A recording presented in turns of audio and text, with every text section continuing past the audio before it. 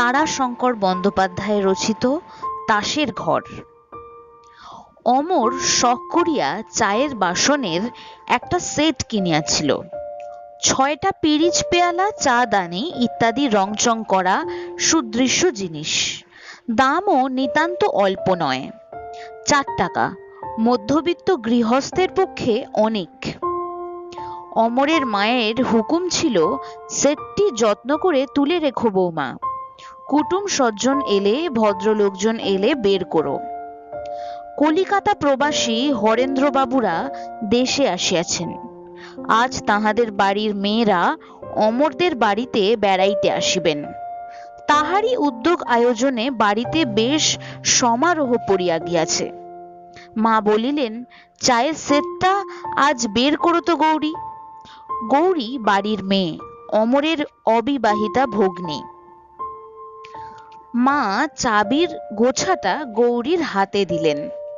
গৌরী বাসনের ঘর খুলিয়া জার্মান সিলভারের ট্রে সমেত সেটটি বাহির করিয়া আনিয়া বলিল, 5টা কাপ রয়েছে কেন মা?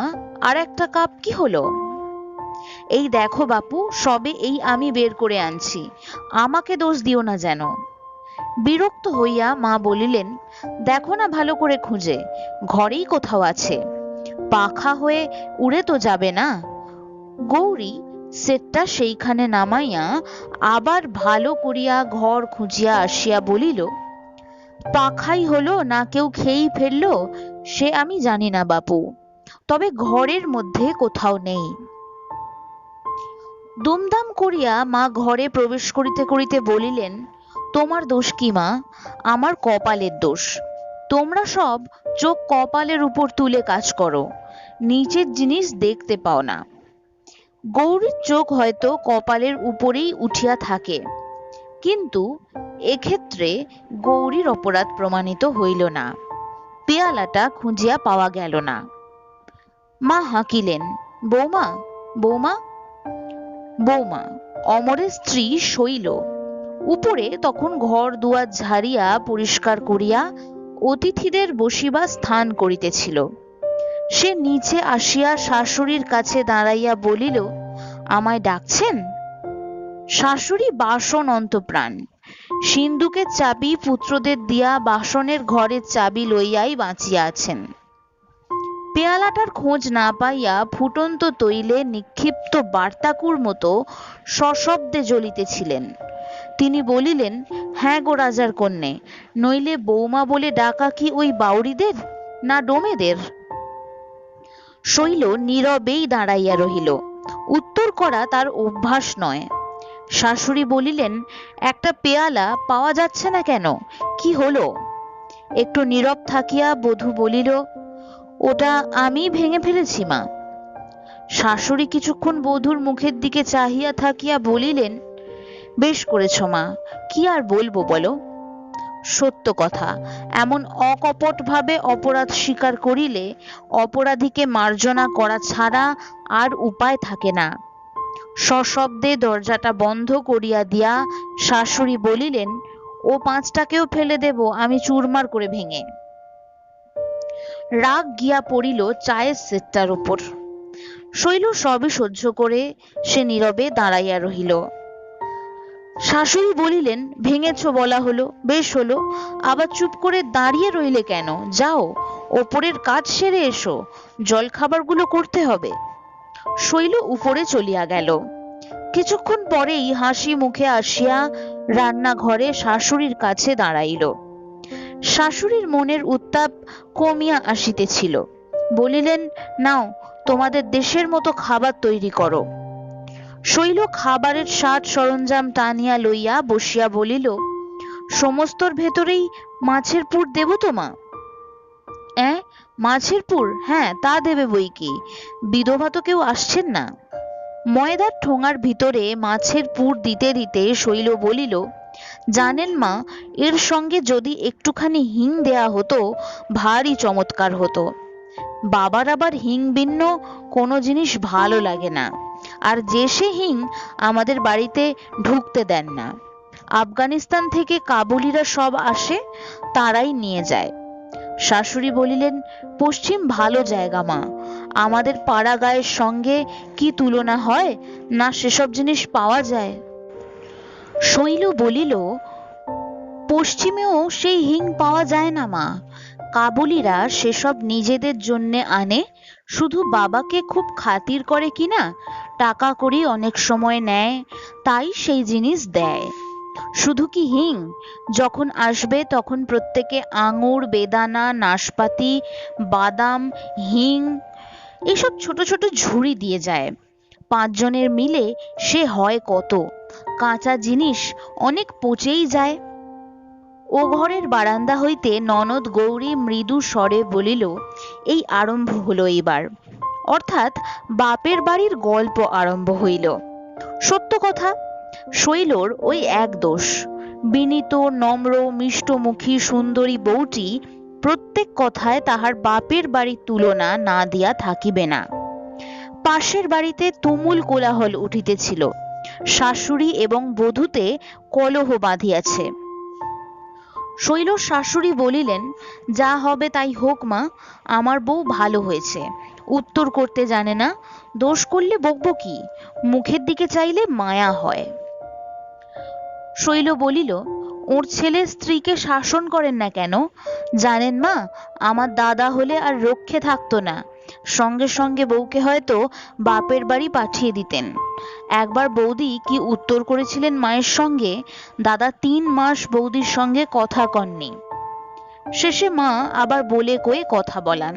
তবে দাদার আমার বড্ড বাতিক, খদ্দর পড়বে হাঁটু পর্যন্ত, জামা সেই হাত কাটা, এতটুকু, তামাক না, বিড়ি না, সে এক বাতিকের মানুষ। শাশুড়ি বোধ হয় মনে মনে একটু বিরক্ত হইয়া উঠিলেন, বলিলেন, নাও নাও, তাড়াতাড়ি হাত চালিয়ে নাও, দেখো যেন মাছের কাঁটা না থাকে।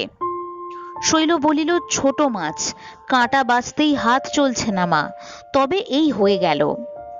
কড়ায় এক ঝাঁক সিঙ্গারা ছাড়িয়া দিয়া সে আবার বলিল, মা আমার কখনো ছোট মাছ বাড়িতে ঢুকতে দেন না, 2 সেরের কম মাছ হলেই সঙ্গে সঙ্গে ফেরত দেবেন, কুচো মাছের মধ্যে ময়া আর কাঠ মাছের মধ্যে মাগুর। শাশুড়ি বাধা দিয়ে বললেন, নাও নাও, তাড়াতাড়ি সেরে নিয়ে চুল টুল বেঁধে ফেলোগে। কেশ প্রসাধন অন্তে শৈল কাপড় ছাড়িতেছিল। ননদ গৌরী প্রশংসমান দৃষ্টিতে ভাতৃ জায়ার দিকে চাহিয়া বলিল, উহ, রং বটে তোমার বৌদি, তুমি যা পরবে তাতেই তোমাকে সুন্দর লাগবে, আর আমাদের দেখো না যেন কাঠ পুড়িয়ে। শৈল বলিল, এই যে দেবার নয় ভাই, নইলে তোমাকে দিতাম, আমার আর কি রং দেখছো, বাবা মা দাদা আর আমার অন্য বোনেদের যদি দেখতে, তবে দেখতে রং কাকে বলে, ঠিক একেবারে গোলাপ ফুল। গৌরী বিস্মিত হইয়া বলিল, বলো কি বৌদি, তোমার চেয়ে ফর্সা রং? হ্যাঁ ভাই, বাড়ির মধ্যে আমিই কালো। শাশুড়ি আসিয়া চাপা গলায় বলিলেন, আর কত দেরি বৌমা, ওরা যে সব এসে গেছেন। শৈল তাড়াতাড়ি মাথায় কাপড়টা দিয়া বলিল, এই যে মা, হয়ে গেছে আমার। ধনী কলিকাতা প্রবাসিনীদের মহার্ঘ উজ্জ্বল সজ্জাভূষণ রূপ সমস্তকে লজ্জা দিয়া শৈল আবির্ভূতা হইল, নক্ষত্রমণ্ডলে চন্দ্রকলার মতো। প্রবাসিনীর দল মুগ্ধ হইয়া দেখিতেছিল। শৈল হাসি মুখে প্রণাম করিল। ও বাড়ির গিন্নি বলিলেন, এ যে চাঁদের মতো বউ হয়েছে তোমার দিদি, লেখাপড়া টরাও জানে নাকি? শৈল মৃদু স্বরে বলিল, স্কুলে তো পড়িনি, বাবা স্কুলের শিক্ষা বড় পছন্দ করেন না, বাড়িতে পড়েছি, ম্যাট্রিক স্ট্যান্ডার্ড শেষ হয়েছিল, তারপরেই। কথাটা অসমাপ্ত থাকিলেও ইঙ্গিতে হইয়া গেল। ও বাড়ির গিন্নি বলিলেন, কে জানে মা, আজকাল কি যে হাল হলো দেশের, মেয়েদের আর কলেজে না পড়লে বিয়ে হচ্ছে না। আমার বউরা তো কলেজে পড়ছিল সব, বিয়ের পর ছাড়িয়ে দিলাম। শৈল উত্তর দিল, কলেজের কোর্স আমিও কিছু পড়েছি, তবে আমার বোনরা সব ভালো করে পড়েছে, বাড়িতে দাদাই পড়ান, পড়াশোনায় দাদার ভয়ানক বাতিক কিনা, জানেন বছরে 500-700 টাকার বই কেনেন, বাংলা ইংরেজি, বিলেত থেকে ইংরেজি বই আনাবেন, কাজকর্ম যদি করতে বলবেন মা, কাজকর্ম অবশ্য বাবারই বিজনেস আছে। সেই বিজনেস দেখতে বলেন তো বলবেন, সম্মুখে জ্ঞান সমুদ্র মা, চোখ ফেরাবার আমার অবকাশ নেই। কোথায় তোমার বাপের বাড়ি? এলাহাবাদ। এলাহাবাদে গেছেন নিশ্চয়ই। আমাদের সেখানে 3 পুরুষ বাস হয়ে গেল। বাবা সেখানে কন্ট্রাক্টরি করেন। কিরকম পান টান? আমি তো ঠিক জানি না, তবে মেজো ভাই বলেন মাঝে মাঝে, এরকম করে আর চলবে না মা, তুমি বাবাকে বলো। পাকা বাড়িগুলো সব ভাড়া দিয়ে নিজে সেই খোলার বাড়িতে থাকবেন, টাঙায় চড়ে কাজ দেখে বেড়াবেন, মোটর কিনবেন না, এ করে চলবে না। বাবা বলেন, এ আমার পৈতৃক বাড়ি, যেমন আছে তেমনি থাকবে, ভাঙবও না, অন্য কোথাও যাবও না। আর গাড়িও আমি কিনবো না, ছেলেরা বিলাসী হবে। আমি রোজগার করছি, তারা যদি না পারে। জানেন, লোকে বলে মহেন্দ্রবাবু এক হিসেবে সন্ন্যাসী। শৈল কথা শেষ করিয়া মৃদু মৃদু মিষ্ট হাসি হাসে। প্রবাসিনী গিন্নি এবার শৈল শাশুড়িকে বলিলেন, তাহলে ছেলের তোমার বেশ বড় ঘরেই বিয়ে হয়েছে দিদি, তোমাদের চেয়ে অনেক বড় ঘর। তত্ত্ব তলাশ করেন কেমন বেয়াইরা? বিচিত্র সংসার, বিচিত্র মানুষের মন, কোন কথায় কে যে আঘাত পায় সে বোঝা বোধ করি বিধাতারও সাধ্য নয়। তোমাদের চেয়ে বড় ঘর, এই কথাটুকুতেই অমরের মা আহত হইয়া উঠিলেন। তিনি মুখ বাঁকাইয়া বলিলেন, কে জানে দিদি, বড় না ছোট সে জানি না, তবে বৌমাই বলেন বাপেদের এই বাপেদের ওই, কিন্তু তত্ত্ব তলাশ তো দেখি না। আজ 2 বছর ওই দুধের মেয়ে এসেছে, নিয়ে যাওয়ার নাম পর্যন্ত নেই। শৈল মুহূর্তে বলিয়া উঠিল, জানেন তো মা, বাবার আমার অদ্ভুত ধরন। তিনি বলেন, যে বস্তু আমি দান করলাম সে আবার আমি কেন আমার বলে আমার ঘরে আনবো? তবে যাকে দান করলাম সে যদি স্বেচ্ছায় নিয়ে আসে তখন তাকে আদর করব, সম্মান করব, আমার বলবো। আর তত্ত্ব তলাশ এত দূর থেকে করা সম্ভব হয়ে ওঠে না। কিন্তু টাকা তো চাইলেই দেন তিনি, যখন চাইবেন তখনই দেবেন। শাশুড়ি বলিয়া উঠিলেন, কি বললে বৌমা, তোমার বাবা আমাদের টাকা দেন? কখন, কোন কালে? শৈল বলিল, আপনাদের কথা তো বলিনি মা, আপনি জিজ্ঞেস করে দেখবেন, 100, 50, 80 চাইলেই তিনি দেন, কেন দেবেন না? শাশুড়ির মুখ কালো হইয়া উঠিল। শুধু স্বগ্রামবাসী নয়, উপস্থিত মহিলাবৃন্দ, প্রবাসিনী, দেশ দেশান্তরে এ সংবাদ রটিয়া যাইবে। অমরের মায়ের মাথা যেন কাটা গেল। তিনি বলিলেন, ভালো, অমর আসুক, আমি জিজ্ঞাসা করব, ঘুণাক্ষরেও তো আমি জানি না। ও বাড়ির গিন্নি বলিলেন, তোমায় হয়তো বলেনি অমর, দরকার হয়েছে শাশুড়ির কাছে নিয়েছে। অমরের মা বলিলেন, সে নেবে কেন ভাই, সে নেওয়া যে তার অন্যায়, নিজ কাজ। ছি, শাশুড়ির কাছে হাত পাতা, ছি। অমর কাজ করে কলিকাতায়, সেখানে সে অর্ডার সাপ্লাইয়ের ব্যবসা করিয়া থাকে।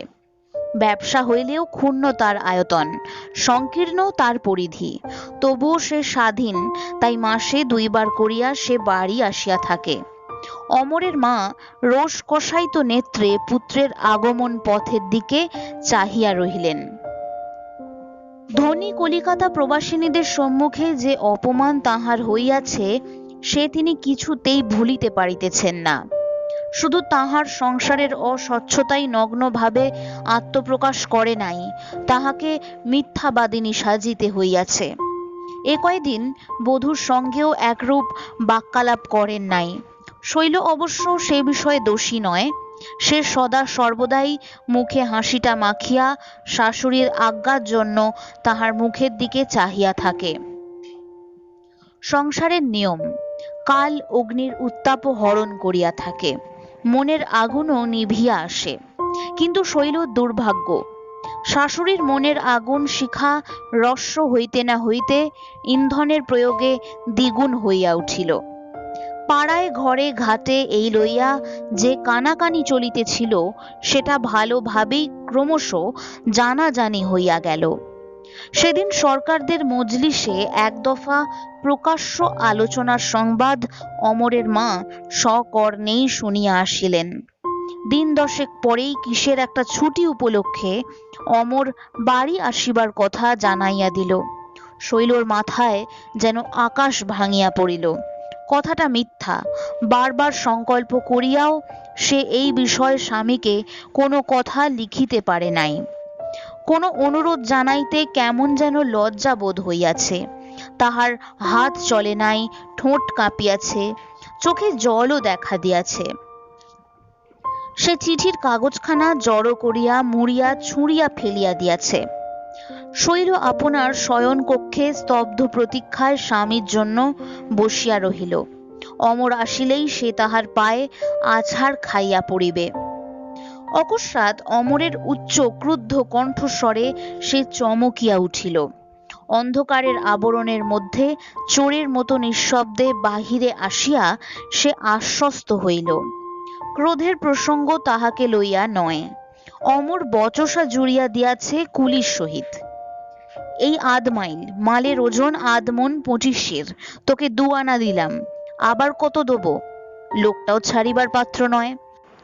সে বলিতেছিল, তখন আপনি চুকিয়ে নেন নাই কেন মশাই? তখন যে একেবারে হুকুম ছাড়লেন, এই ইধার আও, আমাদের রেট 3 আনা করে দেন, দিতে হবে। নিকালো বেটা হারামজাদা, নিকালো বলছি, এই নে পয়সা, কিন্তু এক্ষুনি নিকালো সামনে থেকে বলছি। পয়সা ফেলিয়া দিয়া অমর ক্রুদ্ধ পদক্ষেপে বাড়ি ঢুকিল। দেখো না, লোকসান যেদিন হয় সেদিন এমনি করেই হয়। 50 টাকা মেরে একজন পালালো, তারপর ট্রেন ফেল, আবারও বাড়ি এসেও 4টে পয়সা লোকসান। মাও বোধ করি প্রস্তুত হইয়া দাঁড়াইয়াছিলেন। তিনি শান্ত অথচ শ্লেষ তীক্ষ্ণ কণ্ঠে কহিলেন, তার জন্যে আর তোমার চিন্তা কি বাবা? বড়লোক শ্বশুর রয়েছেন, তাকে লেখো, তিনি পাঠিয়ে দেবেন। অর্থ না বুঝিলেও শ্লেষ তীক্ষ্ণ বাক্যস্বর আঘাত করিতে ছাড়ে নাই। অমর ভ্রু কুঞ্চিত করিয়া বলিল, তার মানে? মা বলিলেন, সেই জন্যেই তো তোমার পথে দাঁড়িয়ে আছি বাবা। আমি শুনবো তুমি আমাকে তোমার রোজগারের অন্ন খাওয়াও, না তোমার শ্বশুরের দানের অন্নে আমাকে পিণ্ডি দাও। তুমি নাকি তোমার শ্বশুরের কাছ থেকে টাকা চাও, আর শ্বশুর টাকা পাঠিয়ে দেন 100, 50, 80, যখন যেমন তোমার দরকার হয়। ক্লান্ত তিক্ত চিত্ত অমরের মস্তিষ্কে মুহূর্তে যেন আগুন জ্বলিয়া উঠিল। সে বলিয়া উঠিল, কে, কোন হারামজাদা, হারামজাদি এ কথা বলে? মা ডাকলেন, বৌমা। শৈল চক্ষের সম্মুখে চারিদিক যেন দুলিতেছে। কি করিবে, কি বলিবে, কোনো নির্ধারণই সে স্থির করিতে পারিল না। শৈল বিহবলের মতো বলিয়া ফেলিল, হ্যাঁ বাবা, দেন তো। অমর মুহূর্তে উন্মত্তের মতো দেওয়ালে মাথা কুটিতে আরম্ভ করিল। মা তাড়াতাড়ি ধরিয়া ফেলিলেন। অমর বলিল, ও বাড়িতে থাকলে আমি জলগ্রহণ করব না। মা বলিলেন, আমার মাথা কাটা গেল হরেন বাবুর বাড়ির মেয়েদের কাছে, এমন বউ নিয়ে আমিও ঘর করতে পারবো না বাবা। বিচারক যেখানে বিধিবদ্ধ বিধানের মধ্যে আবদ্ধ নয়, সেখানে বিচার হয় না, বিচারের নামে ঘটে স্বেচ্ছাচার। তাই ওইটুকু অপরাধে শৈলর অদৃষ্টে গুরুদণ্ড হইয়া গেল। সেই রাত্রেই তাহার নির্বাসনের ব্যবস্থা হইল। রাত্রি 12টার ট্রেনে শৈল দেবর তাহাকে লইয়া এলাহাবাদে রওনা হইয়া গেল। শৈলকে দেখিয়াই তাহার মা আনন্দে বিস্ময়ে আকুল হইয়া বলিলেন, এ কি শৈল, তুই যে এমন হঠাৎ? শৈল ঢোক গিলিয়া বলিল, কেন মা, আমাকে কি আসতে নেই? তোমরা তো আনলে না, কাজেই নিজেই এলাম। মেয়েকে বুকে জড়াইয়া মা বলিলেন, ওরে আনতে কি অসাধ না, আমার মনে ব্যথা হয় না, কিন্তু কি করব বল। একটি দীর্ঘশ্বাস ফেলিয়া আবার বলিলেন, বাবুর রোজগার কমে গেছে, বাজার নাকি বড় মন্দা, তার উপর হৈমির বিয়ে এসেছে, খরচ যে করতে পারছি না মা। শৈল অবকাশ পাইয়া অঝোর ঝড়ে কাঁদিয়া বুক ভাসাইয়া দিল। মা বলিলেন, সঙ্গে কে এসেছে? শৈল, জামাই। শৈল বিবর্ণ মুখে বলিল, না, আমার দেওর এসেছে। কই সে? ও মা, বাইরে কেন সে, ঘরের ছেলে? ওরে দাই, দেখ তো, বড় দিদির দেওর বাইরে আছেন, ডাক তো, বল মা ডাকছেন। শৈলর বুক দূর দূর করিতেছিল। কনিষ্ঠ ভ্রাতার প্রতি অমরের আদেশ ছিল সে যেন এখানে জলগ্রহণ না করে। কঠিন শপথ দিয়া আদেশ দিয়াছে অমর। দাই ফিরিয়া আসিয়া বলিল, কই, কেউ তো নেই। মা আশ্চর্য হইয়া বলিলেন, সে কি, কোথায় গেল সে? শৈল বলিল, তাকে ট্রেন ধরতে হবে মা, সে চলে গেছে। বিস্ময়ের উপর বিস্ময়ে মা যেন অভিভূত হইয়া গেলেন। ট্রেন ধরতে হবে, চলে গেছে, সে কি? শৈল বলিল, তাকে সিমলে যেতে হবে মা, একটা বড় কাজের সন্ধান করতে যাচ্ছে। যে ট্রেনে আমরা নামলাম সেই ট্রেনই সে গিয়ে ধরবে, থাকবার তার উপায় নেই। মা আশ্বস্ত হইয়া বলিলেন, ফিরবার সময় নামতে বলে দিয়েছিস তো? একটা দীর্ঘশ্বাস ফেলিয়া শৈল বলিল, বলে তো দিয়েছি মা, কিন্তু নামতে বোধ হয় পারবে না, খুব জরুরি কাজ কিনা। সিমলে থেকে কলকাতায় যাবে একটা কার চিঠি নিয়ে, সময়ে তো পৌঁছতে না পারলে সব মিছে হবে। এই সময়ই শৈলর জ্ঞানান্বেষী বড় দাদা বাড়ি ঢুকিল। পরনে তাহার খদ্দর সত্য, কিন্তু জরিপার শৌখিন খদ্দরের ধুতি, গায়েও শৌখিন খদ্দরের পাঞ্জাবি, মুখে একটা গোল্ড ফ্লেক সিগারেট, হাতে কতকগুলি মাছ ধরিবার চারের উপকরণ।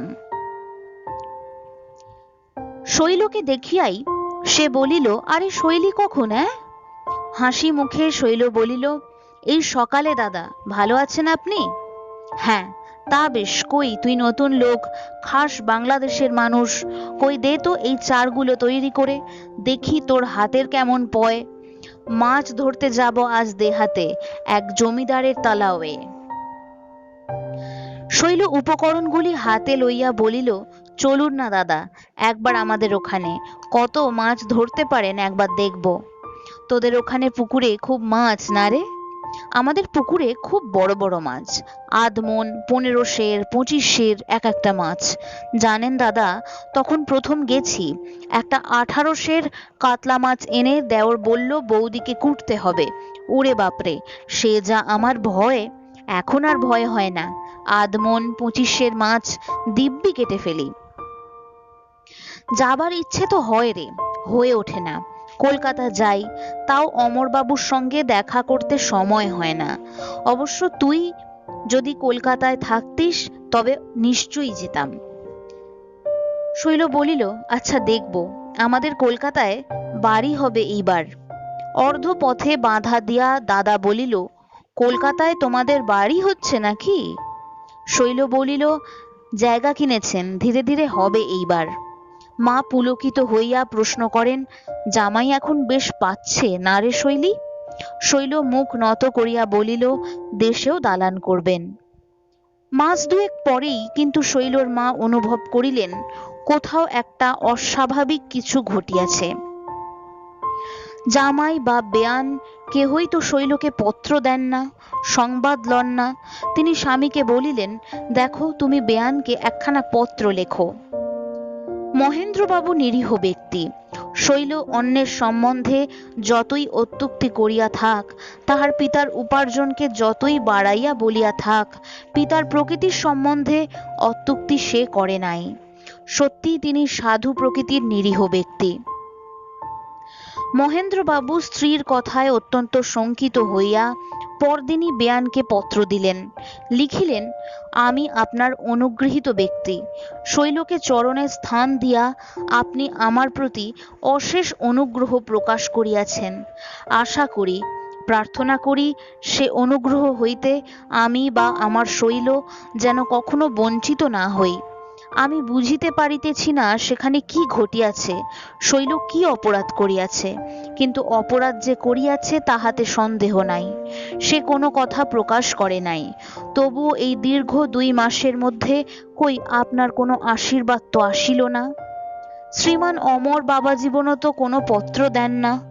দয়া করিয়া কি ঘটিয়াছে আমাকে জানাইবেন, আমি নিজে শৈলকে আপনার চরণে উপস্থিত করিয়া তাহার শাস্তি দিব। তারপর শেষে আবার লিখিলেন, অমর সংবাদ না দিলেও শৈলর নিকট তাহার উন্নতির কথা শুনিয়া বড়ই সুখী হইলাম। কলিকাতায় বাড়ি করিবে শুনিয়া পরম আনন্দ হইল। আপনার মেজ ছেলের পরীক্ষার সংবাদ শুনিলাম, কয়েক নম্বরের জন্য প্রথম হইতে পারে নাই। আশীর্বাদ করি বিয়েতে সে যোগ্য স্থান লাভ করিবে। পত্রখানা পড়িয়া অমরের মায়ের চোখে জল আসিল। মনে তাহার যে ক্রোধ বহ্নি জ্বলিতেছিল ইন্ধনের অভাবে সময়ক্ষেপে, সে বহ্নি নিভিয়া গিয়াছে। প্রতি পদে তাহার শৈলর প্রতিমার মতো মুখ মনে পড়িত। বলুক সে মিথ্যা, তবু মিষ্ট কথার সুরটি তাহার কানে বাজিত। আজ বেআইয়ের পত্র পড়িয়া তাহার সকল গ্লানি নিঃশেষে বিদূরিত হইয়া গেল। শুধু বিদূরিত হইয়া গেল নয়, পুত্রবধূর উপর মন তাঁর প্রসন্ন হইয়া উঠিল। পত্রের শেষ ভাগটুকু পড়িয়া আবার তিনি সেখানটায় পড়িলেন, কলিকাতায় বাড়ি ইত্যাদি। তিনি অমরকে পত্র দিলেন, বেআইকে লিখিলেন, বৌমা আমার ঘরের লক্ষ্মী, লক্ষ্মীর কোনো অপরাধ হয় তবে কার্যগতিকে সংবাদ লইতে পারি নাই, সে দোষ আমারই। শীঘ্রই অমর বৌমাকে আনিবার জন্য যাইবে। পত্র পাইবা মাত্র শৈল পুলকিত হইয়া স্বামীকে পত্র লিখিতে বসিল। অমর আসিয়াছে, 10-12 সেরের একটা মাছ সে সঙ্গে আনিয়াছে। শৈল তাড়াতাড়ি সেটি কাটিতে বসিল। বলিল, বড় জাতের মাছ বোধ হয় ধরা পড়েনি, ওগুলো মাজলা জাত।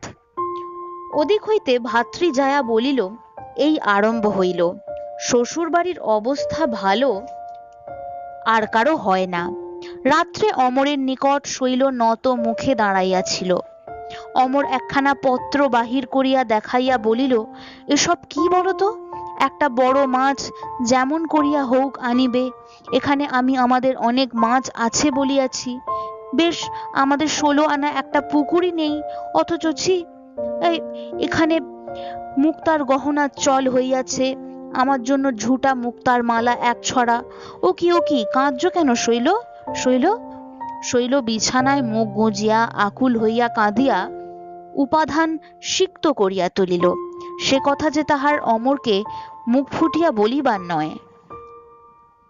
আজকে আমরা আলোচনা করব তারাশঙ্কর বন্দ্যোপাধ্যায় রচিত তাসের ঘর এই ছোট গল্পটি নিয়ে। তার আগেই আমরা আলোচনা করে নেব তারাশঙ্কর বন্দ্যোপাধ্যায় সম্পর্কে কিছু কথা। 1898 সালের 23শে জুলাই বীরভূমের লাভপুর গ্রামে জমিদার পরিবারে তিনি জন্মগ্রহণ করেছিলেন। তিনি বাংলা ভাষার অন্যতম শ্রেষ্ঠ কথা সাহিত্যিক। তার লেখায় বীরভূম বর্ধমান অঞ্চলের সাঁওতাল, বাগদি, বোস্টম, বাউরি, ডোম, গ্রাম্য কবিয়াল সম্প্রদায়ের কথা বিশেষভাবে পাওয়া যায়। তার উল্লেখযোগ্য উপন্যাসগুলির মধ্যে কয়েকটি নাম আমি উল্লেখ করব: পাষাণপুরী, ফরিয়াদ, গণদেবতা, আরোগ্য নিকেতন প্রভৃতি। ছোট গল্পের মধ্যেও উল্লেখযোগ্য জলসাঘর, নাগিন কন্যার কাহিনী, নারী ও নাগিনী প্রভৃতি। অনেক পুরস্কার তিনি পেয়েছিলেন। তারাশঙ্কর বন্দ্যোপাধ্যায় শরৎ স্মৃতি পুরস্কার, জগত্তারিণী স্মৃতি পদক, রবীন্দ্র পুরস্কার, সাহিত্য একাডেমি পুরস্কার, জ্ঞানপীঠ পুরস্কার ও পদ্মশ্রী, পদ্মভূষণ উপাধিতে সম্মানিত হয়েছিলেন। বাংলা সাহিত্যের যে 3 বন্দ্যোপাধ্যায়ের নাম পাঠকগণ জেনে থাকেন, সেই 3 বন্দ্যোপাধ্যায়ের একজন তারাশঙ্কর বন্দ্যোপাধ্যায়। বলা বাহুল্য বাকি 2 জন মানিক বন্দ্যোপাধ্যায় এবং বিভূতিভূষণ বন্দ্যোপাধ্যায়। অন্যান্য সাহিত্যিকদের নিয়ে আমরা পরবর্তী কোনো পর্বে আলোচনা করব। বর্তমানে আমরা আলোচনায় চলে আসছি তারাশঙ্কর বন্দ্যোপাধ্যায় রচিত যে পাঠ্য গল্পটি সিলেবাসে রয়েছে, অর্থাৎ তাসের ঘর। প্রথমেই বলে নিই, এই আলোচনা সম্পূর্ণভাবে পরীক্ষার উপযোগী, পরীক্ষায় আসা সম্ভাব্য প্রশ্নের উপযোগী আলোচনা হতে চলেছে। তাই বিশ্লেষণ করব প্রথমেই এই গল্পের নামটা, তাসের ঘর। তাসের ঘর এই কথাটির মানে হলো যা কিছু ভঙ্গুর, যা কিছু সহজে ভেঙে যায়, অর্থাৎ যে জিনিসের স্থায়িত্ব সম্পর্কে নিশ্চিত হওয়া যায় না। সুতরাং বোঝাই যাচ্ছে যে সমগ্র গল্পে আমরা এই ধ্যান ধারণাই পেতে চলেছি প্রত্যেকটি পর্বে, শুরু থেকে শেষ পর্যন্ত। তাহলে আলোচনা শুরু করি। এই প্রসঙ্গে জানিয়ে দিই, তাসের ঘর গল্পটি সম্পূর্ণভাবে পাঠ করে আমাদের চ্যানেলে অলরেডি আপলোড হয়েছে। ডেসক্রিপশন বক্সে সেই লিংক আমরা দিয়ে দিচ্ছি, অবশ্যই দেখে নেবেন। শুরু করছি আজকের আলোচনা। প্রথমে গল্প শুরু হচ্ছে অমর নামক চরিত্রটি দিয়ে। এই অমর নামক চরিত্রটি শখ করে চায়ের বাসনের সেট কিনেছেন। এই চায়ের বাসনের সেটের মধ্যে ছিল 6টা পিরিচ পেয়ালা, যার দাম ছিল 4 টাকা, যেটা তখনকার মধ্যবিত্ত গৃহস্থের পক্ষে অনেকখানি দামি। অমরের মা তার কোনো কিছুর প্রতি সেভাবে অবসেশন ছিল না যতটা বাসনপত্রের প্রতি ছিল। সে তার সংসারের সমস্ত দায়িত্ব ছেলে, ছেলের বউ সকলের হাতে দিয়ে নিজে কেবলমাত্র ওই বাসনের চাবি নিয়ে সুখী ছিলেন। অর্থাৎ তার সমগ্র অ্যাটেনশন, সমগ্র মনোযোগ জুড়েই থাকতো হচ্ছে এই বাসনপত্র। এক একজন মানুষের এক এক ধরনের অবসেশন বা পছন্দের বিষয় তো থাকেই, তো সেই ভদ্র মহিলারও একই ব্যাপার হয়েছিল। গল্পের শুরুতে আমরা দেখতে পাচ্ছি যে কলকাতা প্রবাসী হরেন্দ্রবাবুরা দেশে এসেছেন। কলিকাতা প্রবাসী কথাটি কেন না, তারা আসলে সেই অঞ্চলের বাসিন্দা, কিন্তু তারা কলকাতায় বর্তমানে থাকেন, তাই তারা কলকাতা প্রবাসী। তারা এই অমরদের পরিবারে সেই দিনের জন্য গেস্ট হিসেবে আসছেন। আমরা দেখতে পাই অমরের মা গৌরীকে বলছেন চায়ের সেটটা বের করে আনতে। গৌরীকে না এই বাড়ির মেয়ে, অমরের অবিবাহিতা ভগ্নী। গৌরী সেই চায়ের কাপের সেট বের করতে গিয়ে দেখতে পায় যে 6টা পিরিচ পেয়ালার মধ্যে একখানা খুঁজে পাওয়া যাচ্ছে না। সেই নিয়ে খোঁজ শুরু হতে জানতে পারা যায় যে অমরের স্ত্রী শৈল, যে কিনা এই গল্পের প্রধানতম চরিত্র, সেই ওই কাপের সেটের মধ্যে একটি কাপ ভেঙে ফেলেছে এবং সে অত্যন্ত অকপট ভাবে তার নিজের এই অপরাধ স্বীকার করে নেওয়ায় তাকে তার শাশুড়ি মা অর্থাৎ অমরের মা কিছু বলার সুযোগ পায় না। কিন্তু তিনি তার রাগ, রোষ সবকিছু কোথায় উগরে দেন না সেই চায়ের কাপগুলোর ওপরে, অর্থাৎ যে অবশিষ্ট চায়ের কাপগুলি ছিল তাদের ওপরে। গল্পে দেখা যায় হরেন্দ্র বাবুরা যেহেতু তাদের বাড়িতে সেদিন অতিথি হিসেবে আসছেন, তাই বেশ রান্না বান্নার আয়োজন সেখানে চলছে। মাছের পুর দেয়া সিঙ্গারা তৈরি করতে ব্যস্ত শৈল, এবং সেখানে শৈল জিজ্ঞাসা করে যে সমস্ত সিঙ্গারায় মাছের পুর দেয়া হবে কিনা। তাতে উত্তর পাওয়া যায় যে হ্যাঁ, অবশ্যই দিতে হবে, কারণ বিধবা কেউ আসছেন না। আমরা এই প্রসঙ্গে এটাও জানতে পারি যে শৈল নামক চরিত্রটির একটি স্বভাব রয়েছে। সেই স্বভাবকে দোষ বলাই সঙ্গত। সেই স্বভাবটি কি না, সে তার বাপের বাড়ি সম্পর্কে, অর্থাৎ তার বাবার যে বাড়ি বিবাহের পূর্বে যেখানে সে থাকতো সেই বাড়ি সম্পর্কে নানা ধরনের প্রশংসাসূচক কথাবার্তা সকলের সাথে শেয়ার করত, সকলকে শুনিয়ে বলতো। তারই একটি প্রথম কথা আমরা শুনতে পাই। প্রথমবার শৈল এই গল্পে তার বাপের বাড়ি সম্পর্কে যে বিষয়ে কথা বলা শুরু করে সেটা হচ্ছে সেই মাছের পুড়ে দেওয়া হিং। সে জানায় যে আফগানিস্তান থেকে কাবুলিরা সব আসে, তারাই তার বাবাকে হিং দিয়ে যায়, কারণ তারা নাকি তার বাবার কাছ থেকে টাকা করি অনেক সময় নেয়, তাই সেই জিনিস দেয়। শুধু হিংই নয়, যখন আসে তখন প্রত্যেকে আঙুর, বেদানা, নাশপাতি, বাদাম, হিং ইত্যাদি ছোট ছোট ঝুড়ি দিয়ে যায়। অর্থাৎ সহজ কথায় আমরা বলতে পারি ফ্রুট বাস্কেট দিয়ে যায়। 5 জনের মিলে সেটা এতই হয় যে তাদের নাকি অনেকটা পচে যায়। এই কথাবার্তা শুনে তার ননদ অমরের ভগিনী সে হঠাৎ করে বলে, তার নাম হচ্ছে গৌরী, সে হঠাৎ করে বলে যে এই বুঝি আরম্ভ হলো। অর্থাৎ বাপের বাড়ির গল্প করা তার একটা স্বভাবের মধ্যে পড়ে। কার না, শৈলর স্বভাবের মধ্যে পড়ে। তাই গল্পে বলাও হয়েছে, লাইনটি ভীষণ ইম্পর্টেন্ট, শৈলর ওই এক দোষ, বিনীত নম্র মিষ্টমুখী সুন্দরী বউটি প্রত্যেক কথায় তাহার বাপের বাড়ির তুলনা না দিয়া থাকিবে না। সেই সময় পাশের বাড়িতে শোনা যায় যে শাশুড়ি বৌমায় ঝগড়া হচ্ছে। তো সেই ঝগড়া শুনে অমরের মা অর্থাৎ শৈলর শাশুড়ি বলে যে আমার বাড়ির বউ অনেক ভালো হয়েছে, কারণ শৈল খুব চুপচাপ থাকে, সকলের সাথে মুখে মুখে কথা বলে না, তাই তিনি দোষ করলেও শৈলকে বকতে পারেন না। শৈল এই প্রসঙ্গে জানায় যে তার দাদা যখনই তার বৌদি তার মায়ের সাথে কথা বলতেন, মুখে মুখে কথা বলতেন, তখনই তার দাদা তার বৌদির সাথে 3 মাস পর্যন্ত কথা বলতেন না। এইরকমই একটি ঘটনা গল্পে বলা রয়েছে। অবশেষে মায়ের অনুরোধে তার দাদা বৌদির সঙ্গে কথা বলতে শুরু করেছে। সেই দাদার বর্ণনা প্রসঙ্গে শৈল বলেছে যে তার দাদার নাকি বেশ খানিকটা বাতিক রয়েছে, খদ্দর পড়বে হাঁটু পর্যন্ত, জামা হাত কাটা, তামাক না বিড়ি না, এক বাতিকের মানুষ, অর্থাৎ এই জাতীয় মানুষই নাকি ছিল তার দাদা। স্বভাবতই এই সমস্ত ঘটনার কথা ক্রমাগত শুনতে শুনতে তার শাশুড়ি এতে অবাক হয়ে যায় এবং তাকে তাড়াতাড়ি করতে বলে, কারণ অতিথিরা খুব তাড়াতাড়ি চলে আসবার সম্ভাবনা রয়েছে। তো এই ঘটনার পরে আমরা আবারও শুনতে পাই যে শৈল বলছে যে তার বাবার বাড়িতে নাকি ছোট মাছ কখনো প্রবেশ করে না, বেশ বড় বড় মাছ প্রবেশ করে।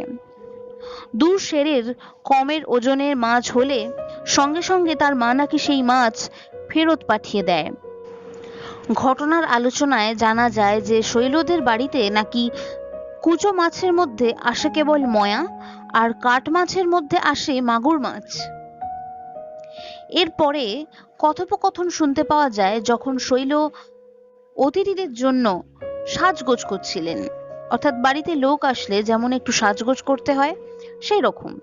সেখানে তার ননদ গৌরী তার গায়ের রঙের প্রসঙ্গ নিয়ে প্রশংসা করলে শৈল জানায় যে তার বাপের বাড়ির সকলেই অনেক অনেক ফর্সা, সেই বরং বাপের বাড়ির সকলের তুলনায় কালো। এরপরে আবারও যে ইম্পর্টেন্ট জায়গাটা নিয়ে কথা বলবো, যে যখন বাড়িতে অতিথিরা এসেছে সেই অতিথিদের মধ্যে শৈলর উপস্থিতি অনেকটা নক্ষত্রমণ্ডলের চন্দ্রকলার মতো, অর্থাৎ শৈলকে এতটাই সুন্দর দেখতে লাগছে। প্রবাসিনী দল মুগ্ধ হয়ে তাকে দেখছে। শৈল তখন হাসি মুখে তাদেরকে প্রণাম করে।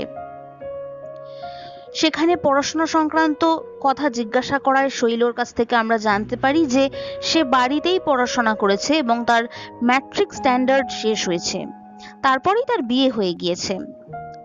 শৈল এই প্রসঙ্গে এটাও জানায় যে তার বাড়িতে দাদাই পড়ান, তার বাকি বোনেরা সব ভালো করে দাদার কাছে সবকিছু পড়েছে।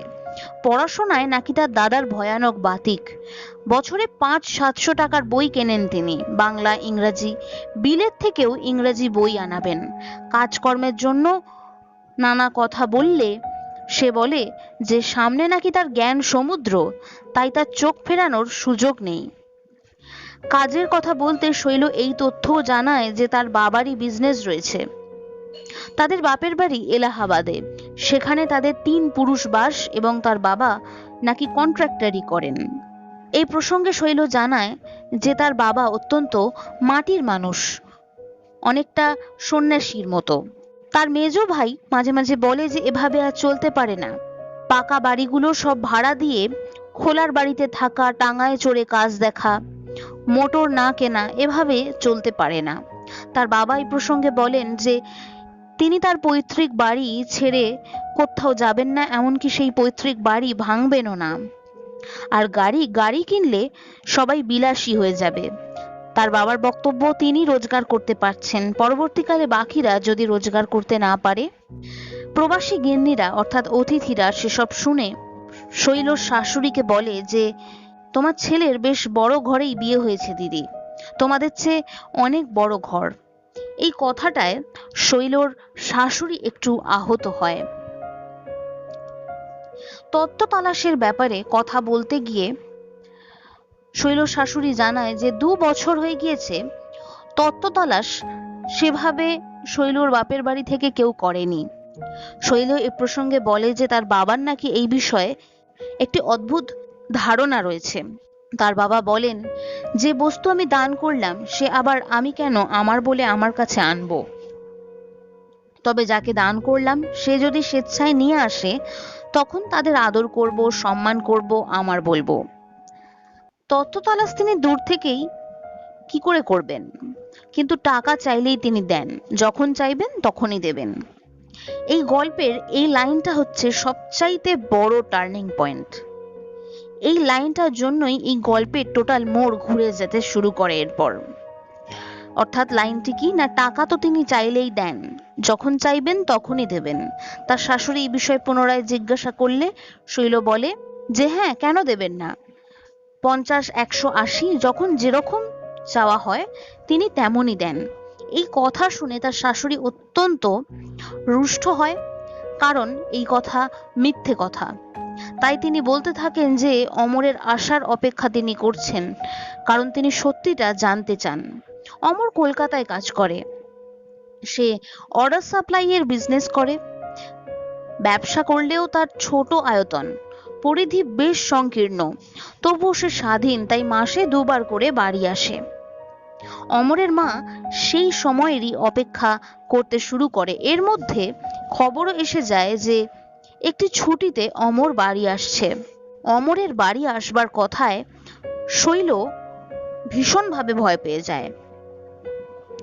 সে চিঠি লিখবারও চেষ্টা করেছিল সত্যিটা জানানোর জন্যে, কিন্তু সে লিখতে পারেনি।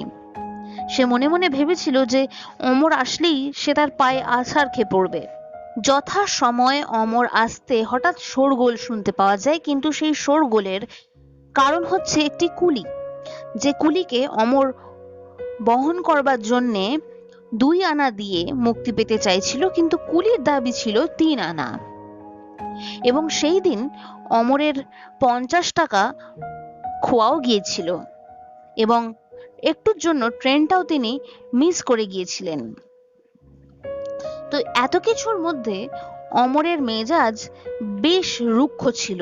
ঠিক এই সময় তার শাশুড়ি অর্থাৎ শৈলর শাশুড়ি অমরকে বলে যে তোমার তো কোনো চিন্তা থাকবার কথা নয়, কারণ তোমার বড়লোক শ্বশুর আছেন।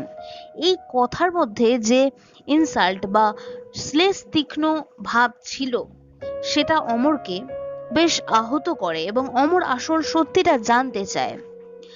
এবং এই আসল সত্যিটা জানতে যখন চাওয়া হয় তখন শৈল বেফাঁস বলে ফেলে যে হ্যাঁ, বাবা তো টাকা দেন। এই মিথ্যে কথা শুনে সেখানে একটা অদ্ভুত জটিল পরিস্থিতি তৈরি হতে দেখতে পাই আমরা, যে অমর জানায় যে শৈলর সেই বাড়িতে উপস্থিতিতে সে জলগ্রহণ করবে না, এবং একইভাবে শৈলর শাশুড়িও সেই কথায় সমর্থন করে।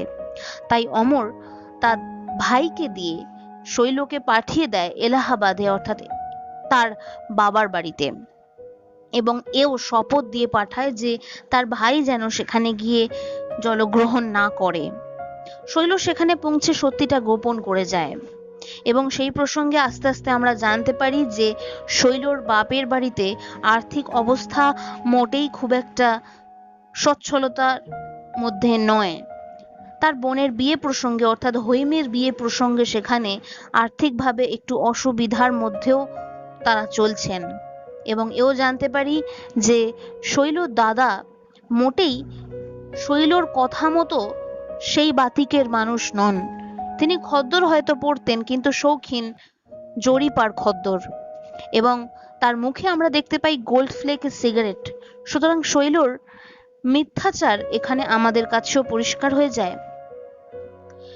শৈল আসল সত্যি কোনোদিনই বলে না, কিন্তু 2 মাসের মধ্যে কোনো প্রকারের কোনো সাড়া তার শ্বশুরবাড়ির তরফে না পেয়ে শৈলর বাবা মা বেজায় চিন্তিত হয়ে পড়েন। এবং শৈলর বাবা অর্থাৎ মহেন্দ্র বাবু, এই প্রসঙ্গে বলা ভালো যে শৈল তার বাবা সম্পর্কে খুব একটা বেশি অত্যুক্তি করেনি। টাকা পয়সার পরিমাণ বাড়িয়ে বললেও প্রকৃতি স্বভাব সম্পর্কে বাড়িয়ে বলেনি। অর্থাৎ তার বাবা সত্যি সন্ন্যাসী প্রকৃতির সাদা সিধা মানুষ ছিলেন। তার বাবা শৈলর শাশুড়িকে চিঠি লেখেন। সে চিঠিতে শৈলরই বলা অনেক বাড়িয়ে বাড়িয়ে বলা কথা, শৈল নানা প্রকার তথ্য চিঠিতে লিখে পাঠান এবং সেই চিঠি পড়ে শৈলর শাশুড়ি বেশ ব্যথিত হয়ে পড়েন এবং তিনিও চিঠিতে জানান যে 2 মাস যাবৎ খোঁজ খবর নেওয়া হয়নি তাদেরই দোষের কারণে, এবং তিনি অমরকেও এই বিষয়ে চিঠি লিখেন যেন অমর তার স্ত্রীকে ফেরত নিয়ে আসে। এই ঘটনার পরে আমরা দেখতে পাই যে শৈল অমরকে একটি চিঠি লিখতে বসে। চিঠিতে কি লেখে সেই কথা আমরা জানতে পারি যখন অমর এলাহাবাদে শৈলর বাপের বাড়িতে এসে প্রবেশ করে এবং সে আসে 10-12 সের ওজনের একটি মাছ নিয়ে। সেটা আসার সাথে সাথেই শৈল সেটা কুটতে বসে পড়েছিল এবং তৎক্ষণাৎ এও বলেছিল যে এটা বেশ মাজলা জাতের মাছ, বড় জাতের মাছ বুঝি ধরা পড়েনি। এই প্রসঙ্গে তার ভাতৃজায়াও একই কথা বলেছিল যে উক্তি করেছিল তার ননদ। অর্থাৎ এই আরম্ভ হলো, শ্বশুরবাড়ির অবস্থা ভালো বুঝি কারুর হয় না। আর ওই সময় গৌরী বলেছিল যে এই শুরু হলো বাপের বাড়ির সম্পর্কে বলা কথা। সুতরাং আমরা জানতে পারি যে শৈল বাপের বাড়িতে শ্বশুর বাড়ির সম্পর্কে বাড়িয়ে বাড়িয়ে অনেক কথা বলে এবং শ্বশুর বাড়িতে বাপের বাড়ির সম্পর্কে বাড়িয়ে বাড়িয়ে অনেক কথা বলে। অর্থাৎ এক বাড়িতে অন্য বাড়ির সম্পর্কে বাড়িয়ে বাড়িয়ে তার বলা অভ্যেস, এটা তার স্বভাব বৈশিষ্ট্য। এই স্বভাব বৈশিষ্ট্যের কারণেই তার এই পরিস্থিতি হয়েছিল। রাতে অমর শৈলকে জিজ্ঞাসা করে যে এই চিঠির কথাগুলির মানে কি। চিঠিতে কি লিখেছিল শৈল? না, লিখেছিল যে আমাদের অনেক বড় পুকুর আছে, যেভাবে হোক বড় একটা মাছ তুমি আনবে। আমি এখানে বলেছি যে আমাদের অনেক বড় পুকুর আছে, আর আনবে ঝুটা মুক্তার মালা 1 ছড়া। এই কথা শুনতে শুনতে দেখতে পাই যে শৈল কাঁদতে শুরু করে দেয়। অর্থাৎ শৈল নিজের মুখে তার নিজের এই স্বভাবের কথা বলতে পারে না। এই ছিল সমগ্র গল্পটা। এই গল্পে শৈলর চরিত্রটি ভীষণ ভীষণ গুরুত্বপূর্ণ, যে চরিত্রটি থেকে প্রশ্ন আসে। শৈলর চরিত্র বিশ্লেষণ করতে গেলে আমরা সব থেকে বেশি যে জায়গাটায় নজর দেব সেটা হচ্ছে শৈলর মধ্যে যে ইনোসেন্স রয়েছে। সে কিন্তু বুঝে শুনে এই কাজ করছে না। সে অত্যন্ত সরলতার সাথে একটি পরিবারের কাছে আর একটা পরিবারকে সুন্দর করে দেখাতে চাইছে, সুন্দরভাবে প্রেজেন্ট করতে চাইছে, এই উদ্দেশ্যেই তার এই আচরণ। কিন্তু এই আচরণ যে কতখানি ঠুনকো আচরণ এবং এটির মধ্যে যে কতখানি ভুল ভাব লুকিয়ে রয়েছে এটি তার অন্তরের জ্ঞানে নেই, এটি সে বুঝতে পারছে না। সুতরাং এই ছিল এই গল্পের আলোচনা। এই ধরনের আরো অন্যান্য পর্ব ভবিষ্যতে আসতে চলেছে। জানিয়ে রাখি, আমরা বাংলা নেট সেট এই পরীক্ষার প্রস্তুতি পর্ব নিয়েও ধীরে ধীরে নানা প্রকার কন্টেন্ট আপলোড করছি। অবশ্যই চ্যানেলটি সাবস্ক্রাইব করে দেবেন নিত্য নতুন ভিডিও পেতে।